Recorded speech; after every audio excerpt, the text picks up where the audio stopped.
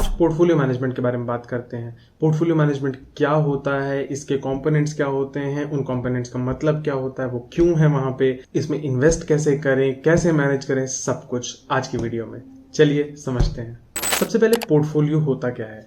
Portfolio, अगर हम finance और इन्वेस्टमेंट के बारे में बात करें तो वो एक टेबल है जिसके ऊपर आपकी सभी इन्वेस्टमेंट्स, आपका सारा कैश, आपके सारे बैंक बैलेंस, सारा डिपॉजिट, सब कुछ एक साथ रखा रहता है। मतलब कि जब सारी चीजें एक साथ एक जगह पे अगर आप इकट्ठा कर दो तो उसे पोर्टफोलियो कहते हैं और उस पोर्टफोलियो की वैल्यू इन सब का टोटल वही है। तो इसके कंपोनेंट्स क्या होते हैं? इसके तीन मेजर कंपोनेंट्स यानी तीन मेजर हिस्से होते हैं। पहला इक्विटी, दूसरा डेट और तीसरा गोल्ड।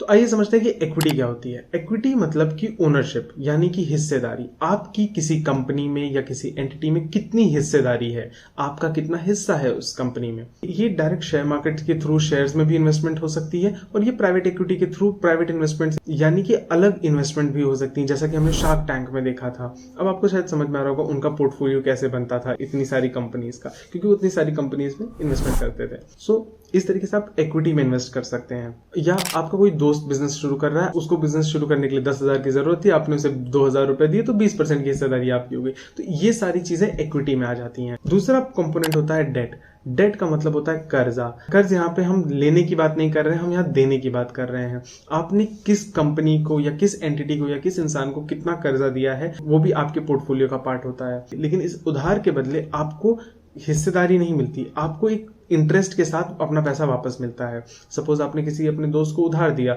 उसने बोला भाई मैं 10% के हिसाब से मैं तेरे को एक साल में पैसा वापस कर दूंगा, तो वो आपकी डेट इन्वेस्टमेंट है एक तरीके से।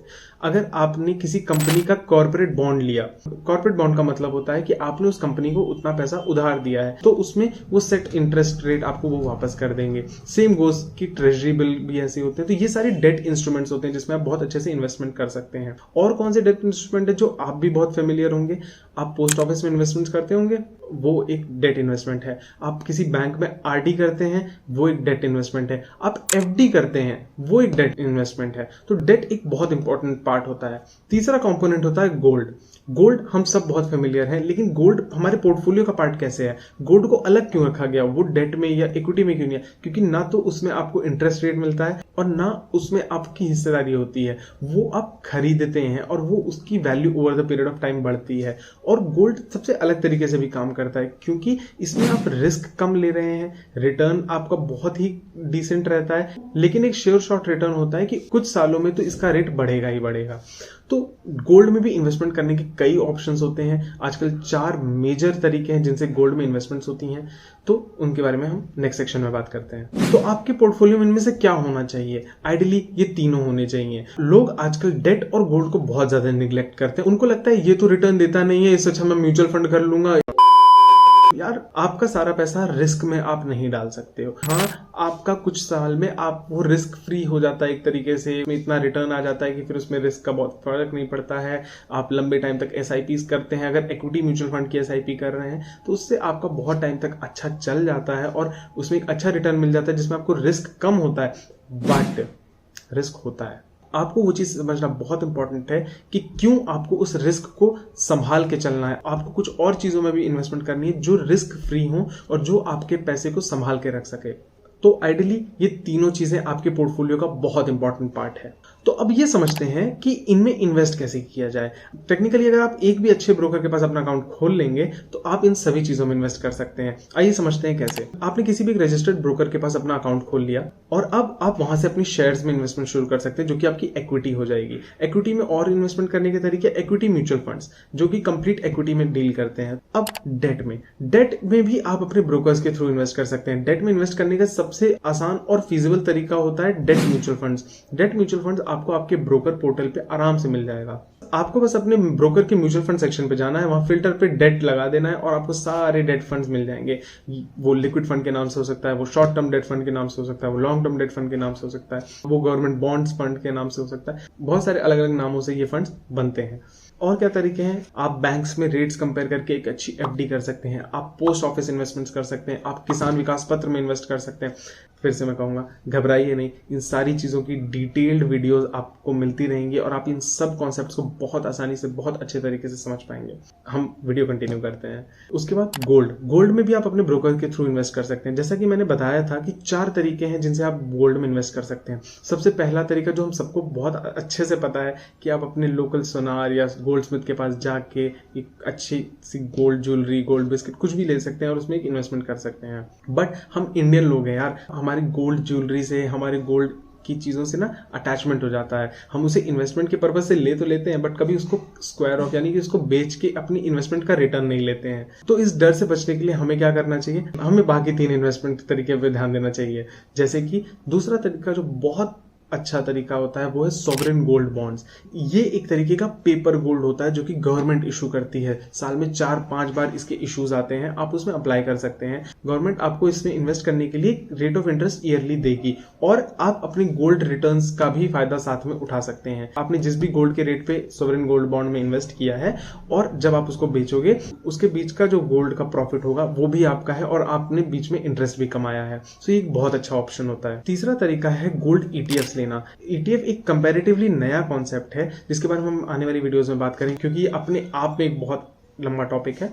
लेकिन हम इतना समझते हैं कि अगर आपको इसमें इन्वेस्ट करना है तो आप अपने ब्रोकर पोर्टल पे जाके गोल्ड बीज, ये लिखा हुआ है गोल्ड बीज, अगर आप सर्च करेंगे तो आपको गोल्ड का ETF मिल जाएगा और वहां से आप उसको खरीद सकते हैं। तो वो भी एक तरीका है गोल्ड के रेट पे इन्वेस्ट करने का। जो चौथा तरीका है वो मेरा बहुत ज्यादा फेवरेट तो नहीं है, बट मैं आपकी नॉलेज के लिए जरूर बताऊंगा कि चौथा तरीका होता है डिजिटल गोल्ड। ये कुछ सिक्योर गोल्ड वॉल्ट्स होते हैं जिसमें कुछ गोल्ड रखा जाता है और उसमें आप इन्वेस्ट करके अपना पार्ट खरीद सकते हैं। सो यार, ये थे कुछ तरीके जिनसे आप इन चीजों में इन्वेस्ट कर सकते हैं। अब आपने तरीका तो समझ लिया, बट कितना, कहाँ इन्वेस्ट करना चाहिए, आइए उसके बारे में थोड़ी सी बात करते हैं। देखो, किताब तो ये कहती है कि 100 माइनस एज, इतना % आपका इक्विटी में जाना चाहिए इन्वेस्टमेंट के पर्पज से। अगर मेरी एज 25 साल है तो 100 माइनस एज 75% पैसा मेरा इक्विटी में होना चाहिए। वो एक तरीके से मेरा रिस्क बता देता है, बट उधर नहीं जाते हैं क्योंकि ये बहुत ही जनरलाइज चीज है। हम इस पर भरोसा नहीं कर सकते क्योंकि हर किसी की रिक्वायरमेंट, हर किसी का रिस्क अलग अलग होता है।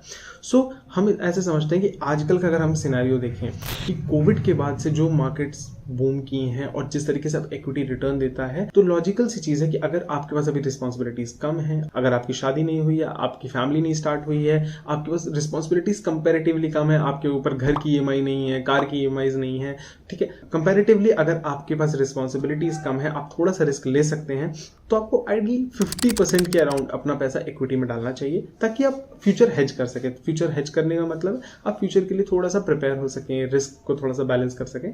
तो इसलिए आपको 50% के आसपास इन्वेस्ट कर देना चाहिए। अगर आपके पास रिस्पॉन्सिबिलिटीज हैं तो आप अपने हिसाब से थोड़ा बहुत कम ज़्यादा कर सकते हो। उसके बाद 30% आपका डेट में जाना चाहिए और डेट आपका इक्विटी के बाद सबसे बड़ा कंपोनेंट होना ही चाहिए।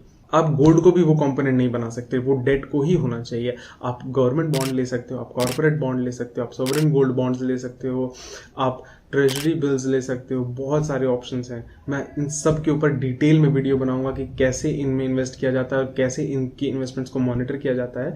बट डेट आपका वो कंपोनेंट जरूर होना चाहिए। तो 30% आप अपना डेट में पैसा डाल सकते और बचा हुआ 20% आपका गोल्ड में जाना ही चाहिए और इसका वेटेज कुछ ऐसा ही दिखना भी चाहिए, 20, 25, 15% के आसपास ही होना चाहिए क्योंकि गोल्ड को इतना वेटेज आपको देना चाहिए।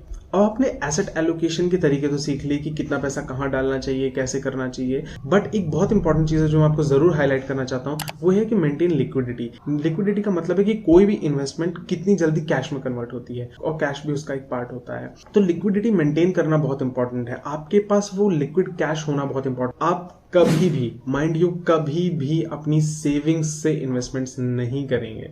सेविंग्स होती है और इन्वेस्टमेंट का पैसा इन्वेस्टमेंट का होता है। यहाँ पे आई बटन पर मैं अपनी सैलरी मैनेजमेंट की वीडियो का लिंक डाल दूंगा, वहां से आप समझ सकते हो कि आप अपनी सेविंग्स कैसे करो और इन्वेस्टमेंट कैसे करो। ये दोनों अलग चीजें, इनको मिक्स नहीं करना चाहिए। इस वीडियो को देखने के बाद आप वो वीडियो जरूर देखिएगा, आपको समझ में आएगा कि आपको अपने लिए इन्वेस्टमेंट का पैसा अलग कैसे करना चाहिए और सेविंग्स का पैसा कैसे अलग करना चाहिए और दोनों को मिक्स कैसे ना करें। अब हमने सब कुछ तो बना लिया, सब कुछ सीख लिया, अब इसके बाद ये है कि अब इसको मॉनिटर कैसे करना है। मैक्सिमम 3 महीनों में आपको अपना पोर्टफोलियो जरूर देखना चाहिए, आपको कंप्लीट पोर्टफोलियो देखना चाहिए। बाय द वे, आप अगर क्रिप्टो में इन्वेस्ट करते हैं, आप इक्विटी में इन्वेस्ट करते हैं, आप गोल्ड में, आपको अपनी सारी इन्वेस्टमेंट एक जगह पे देखनी चाहिए, एक जगह पे नोट डाउन करनी चाहिए, उसके करंट मार्केट प्राइस के हिसाब से नोट डाउन करनी चाहिए। आपको देखना चाहिए कि आपका पोर्टफोलियो कितना ग्रो हुआ, किस इन्वेस्टमेंट ने कितना रिटर्न दिया। अगर कोई इन्वेस्टमेंट अच्छा नहीं परफॉर्म कर रही है तो उसको चेंज करने की जरूरत है। अगर कोई अच्छा परफॉर्म कर रही है तो क्या उसमें थोड़ा सा और इन्वेस्टमेंट करने की जरूरत है। ये सारी चीजें आपको मैक्सिमम 3 महीने में देखते रहनी चाहिए। अगर आप ऐसा करेंगे तो 1 साल में आप अपने पोर्टफोलियो को काफी ग्रो कर सकते हैं। मैं पर्सनली यही करता हूँ, मैं हर 3 महीने में अपना पोर्टफोलियो रिमॉडल करता हूँ। अगर मेरे को कोई शेयर नहीं पसंद आया तो मैं उसको बेचता हूँ, मैं उसकी जगह पे नए शेयर्स खरीदता हूँ, मैं म्यूचुअल फंड्स चेंज करता हूँ, मैं गोल्ड इन्वेस्टमेंट चेंज करता हूँ, मैं सब कुछ चेंज करते रहता हूँ मैक्सिमम 3 महीने में। 3 महीना एक बहुत अच्छा टाइम पीरियड होता है कि आप अपनी इन्वेस्टमेंट्स का ट्रैक रिकॉर्ड थोड़ा सा देख सकते हैं। तो यार इतना था इस वाली वीडियो के लिए। अगर अच्छा लगा तो चैनल को सब्सक्राइब करो, नीचे हमारे कुछ सोशल मीडिया हैंडल्स हैं, वहां पे हमें फॉलो करो। आपको ऐसा ही अमेजिंग कंटेंट मिलता रहेगा। इंस्टाग्राम पे फॉलो जरूर करना, वहां पे हम रियल टाइम अपडेट्स डालते रहते हैं। हमारी टीम के कुछ पर्सनल हैंडल्स के लिंक भी नीचे आपको मिल जाएंगे, आप हमें हमारे पर्सनल अकाउंट्स पे भी फॉलो कर सकते हैं। तो यार इतना ही था। आई बटन पे आपको कुछ और वीडियोस के लिंक मिल जाएंगे जो आप कंसिडर कर सकते हैं देखना इस वीडियो के बाद। मिलते हैं एक नई फाइनेंस वीडियो के साथ एक अलग लेक्चर में, तब तक के लिए थैंक यू।